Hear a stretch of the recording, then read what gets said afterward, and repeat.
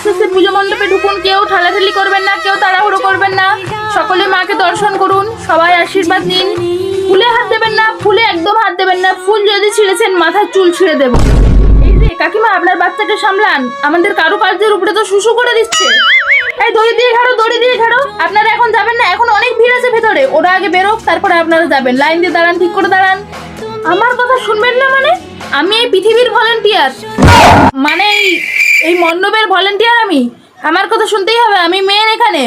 এই যে ম্যাডাম, আপনি কি কানে কম শুনেন নাকি? দাদা আপনি যান, আপনি এখানে দাঁড়ান।